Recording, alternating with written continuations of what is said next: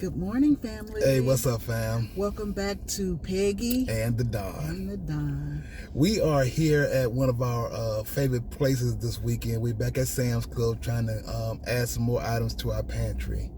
I just want to let you guys know that you might notice a little shift in our mindset over the next few videos. You know, Peggy and I have prided ourselves on not trying to sound any alarms or trying to scare anybody or anything like that. And we're still going to stick with that. But there's going to be a increase in the urgency kind of thing. We both have been observing what's been going on, paying attention to current events and stuff like that. And we had a few conversations this week about it's time for us to really get serious about our planning. The pantry is good, but there's so much more to being prepared than just having food in your pantry. So we're going to go inside of Sam's, grab a few items for the pantry, and then I'm going to take you guys back to the house and talk to you about what some of these plans are and how we plan on approaching that. So if you have any ideas or suggestions, we welcome it, and we'll just see you on the inside. You got anything you want to say, babe? That's it. All right. We'll see you inside, fam. All right.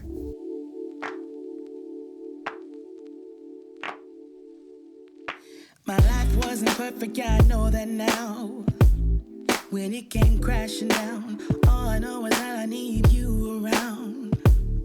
When it comes crashing down, all I need is not to feel so much alone. So step inside my zone, baby, you can give me everything I want. Everything I want. You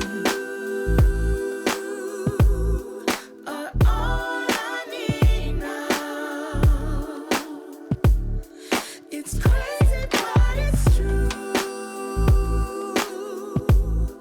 You're all I need. You make my heart and spirit always dance and sing. You're captivating me. All I need is to know that I'm in your heart and never be apart. All I need is not to feel so much alone. So step inside my zone, baby. I can give you everything you want. Everything you want. You are all I need now. It's crazy, but it's true. You're all I need. And I know, everything. Hey, how's it going, fam?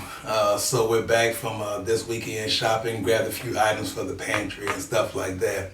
Now, in the truck, Peggy and I mentioned that our mindset is starting to evolve as it relates to prepping. Now, we still strongly encourage every family out there to do what they can to make sure they take care of their family in an emergency. If anyone is depending on you for food, shelter, and protection, you owe it to them and yourself to make sure they're provided for. And that responsibility does not disappear when there is an emergency. But what is changing is our mindset about the planning and the urgency of the planning. You don't need Peggy and I to tell you for you to see what's going on around the country. Right now, we're doing a terrible job when it comes to things like crime, when it comes to inflation, when it comes to shortages, and when it comes to the handling of the pandemic. For me, what is even worse is that the people that we've elected, our elected leaders, are either unable or worse, unwilling to do anything about it. Now, you may take this as a sign that Peggy and I has kind of lost faith. Well, we haven't lost faith. First of all, we don't put faith in men, but we have lost trust. And the trust has been dwindling for a while. So that means that Peggy and I had to sit down and had the kind of conversation that many families across this country have been forced to have. What are we going to do if this happens? What are we going to do if that happens? And that's a good way of starting a conversation. You got to come up with questions. Questions help you identify the weaknesses, and so on. Once you identify the weaknesses, then you can shore them up. That's something that we learned in the military. So what I'm going to do is give you about 5 questions that I think could help your family have a conversation. If you have not had this conversation yet, these maybe take a few of these questions, add some of your own, take away whatever it is, but at least have the conversation because it's very important to have. Now, I'm not going to be talking about food. That could be a surprise to most of y'all, but here's the thing. Everybody already knows they should be talking about how much food they have. You don't need me to remind you that you should be talking about making sure you have enough food. That's one of the first things that people think about when they talk about prepping. So what I want to do is try to bring some of the questions that many families are not, or many people may not think about. And so here are my top 5. So the first question most families should be asking is, how are we going to make sure that we have enough water?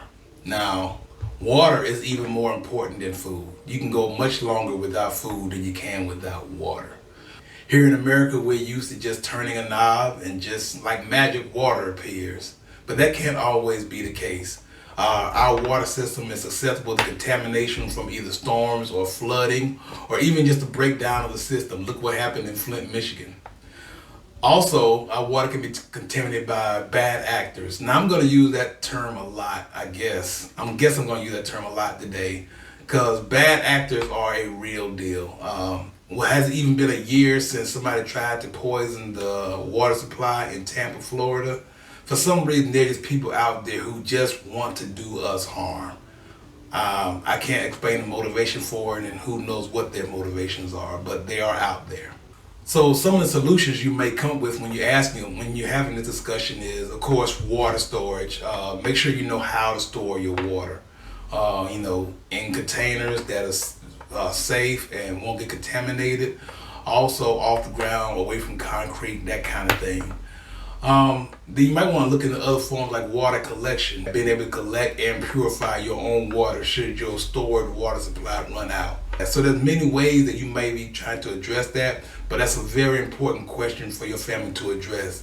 What are you going to do if we can't get enough water? So the second question I think every family should be asking themselves is, how will we be affected in the event of a loss of power? Just like water, a lot of us might be taking for granted that we'll have power whenever we need it, but just like water, there are many reasons why we can lose power. Same old thing with the storms, the breakdown of systems, and the bad actors. There are people who are trying to break into our power grid and try to cause mayhem, chaos, danger, or whatever else it is by breaking into our power system. Electricity is more than just light too. You can't just think, okay, yeah, we'll get flashlights or batteries and stuff like that. A lot of families depend on electricity to heat their homes. A lot of families depend on electricity to wash the dishes, to cook their food, many things like that. So you got to determine how you're going to do these things if you're losing power. You might want to look into generators. If you look at the generators, make sure you have the kind of power cords and it's place to place them in order to be away from the home and stuff, so you're able to use the generator long term. Do you need fuel for these generators? You might want to look into solar power. When it comes to heat, there's the Mr. Buddy heater is my personal favorite as a way of getting some heat into your home and stuff. You also want to have a heating plan. Like if you do lose power and you lose heat and it's in the middle of the winter or something, maybe you can gather the family into one room, and that way you just have to heat that room and insulate that room. Things like that, just an idea. Like this is not a comprehensive list of questions or ideas that you should have, but it's part of the conversation that can be built up. Now the third question I think every family should be addressing is, what if we are confined to our homes for an extended period of time? Now, a lot of families experienced that for the first time when the pandemic first started. Lockdowns are a possibility, and a lot of us have started to slack off on that being a possibility, but that threat is not gone. We're still seeing signs that people are considering bringing those kind of things back, maybe even on a larger scale. So what are you going to do if you're confined to your home? Of course, food and water is important. We might still have electricity and water, but what about the other things? Like, do you have enough medication? If you can't go out and get your prescription medications, or do you have enough supply to where you would be able to continue to maintain your health over a long period of time? What if there is an emergency? Are you be able to provide first aid and take care of your family members who are in there with you? Do you have enough hygiene items, toothbrushes, toothpaste? Now, I'm not trying to encourage everybody to go out there and buy 500 rolls of toilet tissue and stuff like that. But you got to make sure you have enough, because hygiene will be extremely important. Poor hygiene leads to poor health. The fourth question I think every family is going to need to address is, what if we have to leave? Now, this is going to be the question that a lot of people might take a different opinion of it, a different opinion to it, because a lot of people have the mentality, it doesn't matter what happens, this is my home, I'm staying, and you bunker in place. If that is your decision, make sure you address how you're going to bunker in place. But if you do have to leave, there's a lot of questions you got to ask yourself. Where are we going to go? That's obviously going to be the first question. Another thing is, what are we going to take with us? There's a lot of things you may need to take with you. Items for defense, maps, who knows what. Do you have addresses of places you are able to go to should the needs arise? Are there any heirlooms, photos of things that can't be replaced? I would strongly suggest getting that stuff transferred to either USB stick, SD cards, or something like that, that you can have, that you can lock, and maybe even consider some cloud storage or something. Maybe that's not the 100% solution, but at least you get a better chance to be able to find that stuff or get that stuff should an emergency happen. Another reason you may have to leave because of some other fire or storms and stuff. Like if you live on the coast, or you live in an area where you get a tornado warning, or you get a hurricane warning, or there's a big forest fire coming your way, who knows how much time you have to be able to get out and get to a safe place. Things can be replaced. So a lot of people just say, yeah, I'm going to stay no matter what, but you might want to just consider, what if we just cannot stay? Now, I thought that number 4 question would be a big deal, but actually the 5th question is probably going to be the bigger deal. The 5th question is, who are we forgetting? Now, a lot of us have that mindset that in an emergency, it's every man for himself. I got my family, my wife, my kids, that's it. But for some of us, what if you're taking care of elderly parents or grandparents? Are you just going to allow them to fend for themselves? What about pets? That kind of thing. A lot of people forget to make sure they prep for their pets. If you have a responsibility to your pets too. Like I said, that it might not be as high up in the order of attention that some people may have, but I think that should be pretty important. So you might want to make sure you please take care of your dogs, cats, pets, anything like that.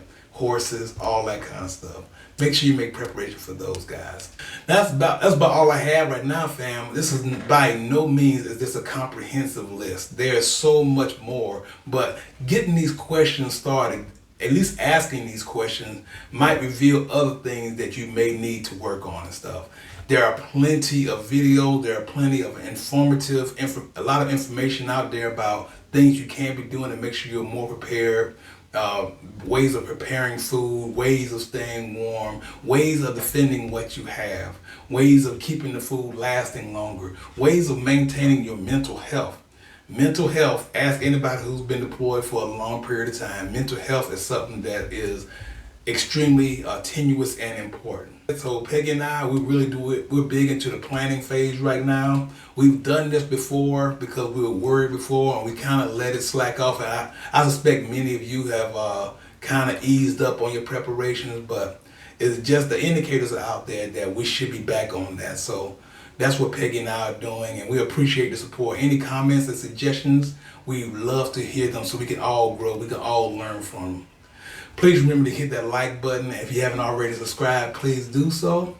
And we just want to remind you guys to get out there and do something good for yourself and for others as well. Y'all take it easy, fam.